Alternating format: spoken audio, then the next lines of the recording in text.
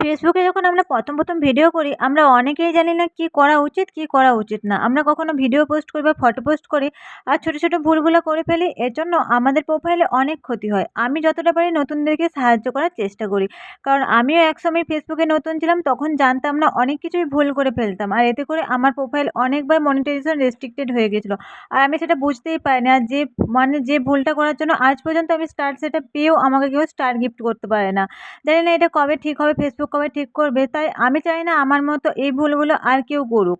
তো হ্যালো বন্ধুরা, সবাই কেমন আছো? আশা করি সবাই ভালো আছো। আজ আমি তোমাদেরকে যে ছোট ভুলগুলো করলে আমাদের মনিটাইজেশন রেস্ট্রিক্টেড হয়ে যেতে পারে, সেগুলো সম্বন্ধে তোমাদেরকে বলে দিচ্ছি। এতে করে তোমাদের যতটাই হেল্প হয়, আমি ততটাই তোমাদেরকে সাহায্য করতে চাই। তো প্রথমেই বলে রাখি, আমরা যখন কোনো রিলস ভিডিও পোস্ট করি বা ফটো পোস্ট করি, যাতে আমাদের বেশি করে ভিউজ হয়, মানে বেশি বন্ধুর কাছে পৌঁছায়, এজন্য আমরা অনেককেই ট্যাগ করে ফেলি। এই ট্যাগ করা কিন্তু একদম চলবে না। ট্যাগ করলে কী হবে, তো তুমি যাদেরকে ট্যাগ করছো তাদের কার প্রোফাইলে ইস্যু আছে তুমি কিন্তু জানো না। এতে করে তার ইস্যুটা তোমার প্রোফাইলেও চলে আসতে পারে আর তোমার মনিটাইজেশন রেস্ট্রিক্টেড হয়ে যেতে পারে। তাই প্রফেশনাল মোড অন করার পর থেকে তোমরা কাউকে কিন্তু কোনো ট্যাগ করে পোস্ট করবে না, মোটেই না। একদম এই ভুল করতে যাবে না, ঠিক আছে? এই ভুল করলে কিন্তু ইস্যু আসতেই পারে।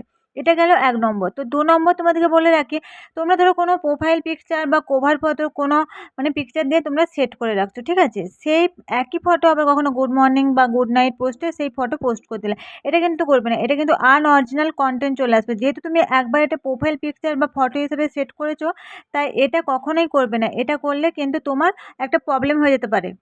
আর এতে করে কিন্তু তোমাদের বোনাস অপশন অফ হয়ে যেতে পারে। আর দেখো, আরেকটা কথা বলে রাখি, তোমরা কখনোই অন্যের ভিডিও বা ফটো পোস্ট মানে শেয়ার করবে না তোমাদের প্রোফাইলে, ঠিক আছে?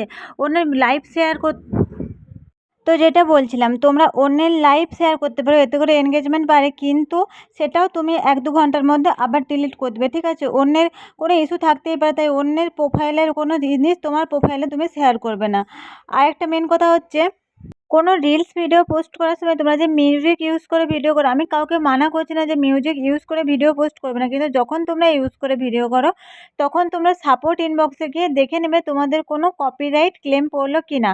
কিংবা কোনো ফটো যখন পোস্ট করছো, তখন তোমরা প্রোফাইল রেকমেন্ডেশনে গিয়ে দেখে নেবে তোমাদের কোনো ফ্ল্যাগ কন্টেন্ট এলো কি না। যদি তোমরা দেখো কোনো প্রোফাইলে কোনো মানে কপিরাইট ক্লেম এলো কিংবা কোনো কিছু হচ্ছে যে ফ্ল্যাগ কন্টেন্ট হিসাবে এলো, তখন তোমরা সেটা কিন্তু কোনো কিছু ভাবার মানে ফেসবুককে তোমরা কখনোই সুযোগ করে দেবে না তাদেরকে নিজেদেরকে ডিলিট করার। তোমরা তৎক্ষণাৎ দেখার সঙ্গে সেই ভিডিও বা পোস্ট কোনো কিছু ভাবার দরকার নেই, সাথে ডিলিট করে দিবে, ঠিক আছে? এটা তো ডিলিট করে দিবে। আর হচ্ছে সবসময় তোমাদের প্রোফাইলটা সেফ রাখার চেষ্টা করবে।